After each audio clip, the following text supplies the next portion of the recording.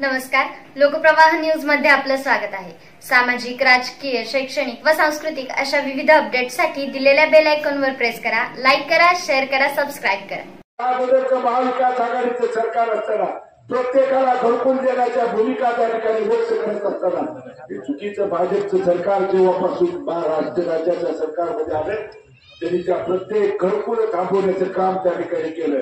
आज नगरपालिकेच्या निवडणुका 2-2 वर्ष त्या ठिकाणी झाल्या नाहीत। कारण काय, अधिकाऱ्यांना प्रशासक म्हणून त्या ठिकाणी नेमलंय आणि अधिकाऱ्याचा एकतर्फी मनमानी कारभार त्या ठिकाणी झालाय।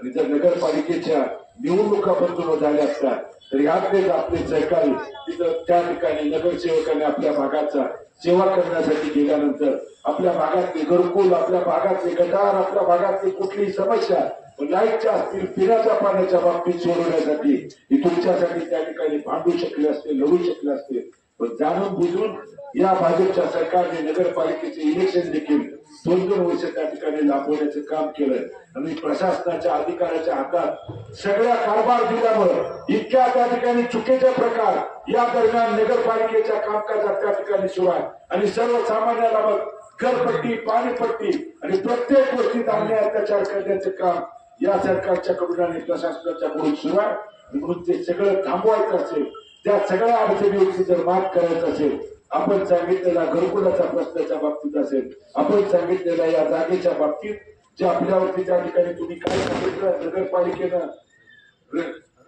रिझर्वेशन त्या ठिकाणी टाकलंय, त्या तुमच्या या लढ्यात तुमचा सहकार्य येण्यात आलं, खांद्याला खांदा लावून नाही तर 2 पावलं पुढे राहून तुमच्या लढाईत त्या ठिकाणी सहभागी होऊन आपल्या सर्वांना आश्वासन देतो आपण चाच्यावेळी। कारण या भागाचं इथल्या सर्वसामान्य मायबाप जनतेचं आणि भारत नानांचं जे जिव्हाळ्याचं ऋणानं बनण्याचं संबंध होतं, तुम्ही कुठलीही गोष्ट अडचण त्यांच्याकडे घेऊन गेल्यानंतर त्यांनी कधी अडचणी असेल, संकट असेल, त्यामध्ये कधी तुम्हाला त्या ठिकाणी मोकळ्या हाताला पाठीमागे त्या ठिकाणी मागायला जाऊ दिलं नाही। मग तुम्ही सांगितलेल्या पद्धतीनं या भागातला हायमास्ट असतील, या भागातल्या कोणत्याही विकास कामाच्या बाबतीत त्यांनी कधी दुजाभाव किंवा सुनाचं, द्वेषाचं किंवा चुकीचं त्या ठिकाणी वागणूक 11 वर्षाच्या काळात त्यांच्या शेवटच्या श्वासापर्यंत कधी त्या ठिकाणी दिली नाही। तीच भूमिका इथून पुढच्या काळात मला घेऊन जाण्यासाठी तुमच्या आशीर्वादाची, पाठबळाची त्या ठिकाणी गरज आहे। तुम्ही दिलेल्या आशीर्वादाला, पाठबळाला की कधी तुमच्या मनात किंचित देखील ताळा किंवा गैरविश्वास येऊ देणार नाही, एवढंच या निमित्तानं उपस्थित माता भगिनींना सांगतो। आणि महाविकास आघाडीचा या काँग्रेस पक्षाचा वचननामा दिलेला आहे, ज्या वचननाम्यामध्ये 5 गोष्टी त्या ठिकाणी आम्ही प्रमुख करू म्हणून सांगितलेलं आहे। आपल्या विचाराचं तुमच्या आशीर्वादानं त्या ठिकाणी सरकार आल्यानंतर पहिला विकास कामाच्या बाबतीत त्या ठिकाणी सांगितलेलं आहे, संपूर्ण माता भगिनीच्या बाबतीत सांगितलंय की आम्ही महागाई तर कमी करूच, पण महागाई कमी करत असताना त्यांनी त्या ठिकाणी प्रत्येक जीवनावश्यक वस्तूच्या गोष्टी दर वाढवलाय, ते दर कमी करून महालक्ष्मी योजना या काँग्रेसच्या विचाराचं सरकार आल्यानंतर महालक्ष्मी योजना आणू आणि प्रत्येक माता भगिनीच्या खात्यावरती दर महिन्याला 3,000 रुपयाची रक्कम तुमच्या खात्यावरती देण्याचं अभिवचन आणि वचननामा काँग्रेस पक्षाच्या वतीने दिलेला आणि माझ्या माता भगिनींच्यासाठी, माझ्या मुलींच्यासाठी, ज्या आपल्या कुटुंबातल्या लहान लहान मुले आहेत जे शाळेला, कॉलेजला त्या ठिकाणी जात असतील, शिक्षणासाठी बाहेर जात असतील, तर त्यांना एसटीचा मोफत प्रवास पहिला वचननामा त्या ठिकाणी दिलेला आहे। दुसरा वचननामा बेरोजगार तरुणांच्यासाठी, जे अनेक ग्रॅज्युएट आहेत, पोस्ट ग्रॅज्युएट आहेत, पण नोकरीच्या प्रतीक्षेत मोठमोठ्या शहरात वळवण फिरतात, भटकतात, नोकरीच्या प्रतीक्षेत आहेत, त्यांच्यासाठी वचननामा दिलाय, जाहीरनामा दिलाय की त्यांना हातभार आणि मायबाप सरकार म्हणून त्यांच्याकडे आपण मागणं मागतो, त्यांच्याकडे अन्याय अत्याचार झाला जातो, त्या सरकारच्या वतीनं आपल्या विचाराचं काँग्रेसचं सरकार आल्यानंतर त्यांच्या खात्यावरती मदतीचा हात बनवून प्रत्येक महिन्याला 4,000 रुपयाची रक्कम मदत म्हणून खात्यावरती देण्याचं दुसरं अभिवचन दिलेलं आहे।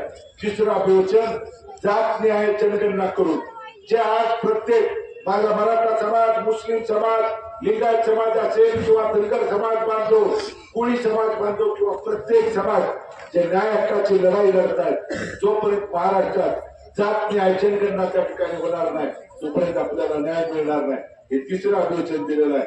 चौथं शेतकऱ्यांच्यासाठी, जे ग्रामीण भागातले आपले शेतकरी आहेत त्या शेतकऱ्यांच्यासाठी काँग्रेसच्या विचाराचं सरकार आल्यानंतर सरसकट 3 लाख रुपये पर्यंत कर्जमाफी करायची घोषणा त्या ठिकाणी वचननामा दिलाय आणि शेतकऱ्यांचे जे नियमित कर्ज पुरवठा करताय त्यांना 50,000 रुपयाचे अनुदानपर मदत आणि 5वा आणि आपल्या प्रत्येकाच्या कुटुंबासाठीचं महत्वाचं अभिवचन सांगितलंय की प्रत्येक नागरिकाचा, प्रत्येक शहरातला असेल ग्रामीण भागातला सर्वसामान्य कुटुंबाचा विमा उतरवून शासनाच्या वतीनं विमा आणि विमा कवच देऊन एका कुटुंबाला 25 लाख रुपयापर्यंत कुठल्याही कुटुंबाला त्या विम्याच्या माध्यमातून एखाद्या आरोग्याच्या विषयी दवाखान्याची अडचण आली, अचानकपणे संकट आलं तर 25 लाख रुपयापर्यंतच्या कुटुंबाला त्यामध्ये मग ऑपरेशन असेल, त्यामध्ये त्यांच्या औषधोपचारासाठी लागणारा खर्च त्या विमा कवचाच्या माध्यमातून देण्याची भूमिका आपल्या विचाराचं सरकार त्या ठिकाणी आल्यानंतर करण्याची जबाबदारी आमची देखील त्या ठिकाणी. जर सरकारनं दिलेला वचननामा, काँग्रेस पक्षानं जर दिलेला वचननामा पूर्ण नाही केला तर भांडायची, लढायची जबाबदारी तुमच्यासाठी आमची त्या ठिकाणी असणार आहे. त्यासाठी आपला आशीर्वाद असणं त्या ठिकाणी गरज आहे. आणि म्हणून उद्याच्या 20 तारखेला आपण 4 नंबरचं हाताचं चिन्ह आहे, त्या हाताच्या चिन्हाचं बटन दाबून आपली काम या भागाची सेवा करण्याची संधी द्या.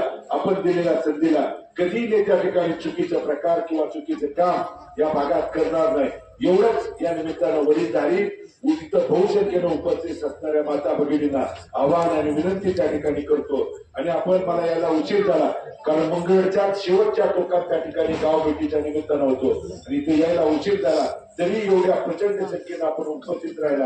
हे जिव्हाळा बंधनाचं, ऋणानुबंधाचं ते संबंध आहे जे भारत नानांनी माझ्या कुटुंबाच्या वरती आपण त्या ठिकाणी दाखवत आलाय. प्रतिकूल अडचणीच्या काळात माझ्यावरती दुःखाचा, अडचणीचा अनेक जर उताराचा प्रसंग आला त्यावेळी इथली मायबाप जनता माझ्या पाठीमागे खंबीरपणे उभं राहिलेली आहे. तोच आशीर्वाद माझ्या पाठीशी द्यावा ही विनंती आपल्या सर्वांना त्या ठिकाणी करतो आणि आपल्या सर्वांचं अंतःकरणपूर्वक, मनपूर्वक आभार व्यक्त करून मी माझं मनोगत थांबवतो. धन्यवाद. जय हिंद. पाहत रहा नवनवीन अपडेटसाठी लोकप्रवाह न्यूज. हाक तुमची, साथ आमची.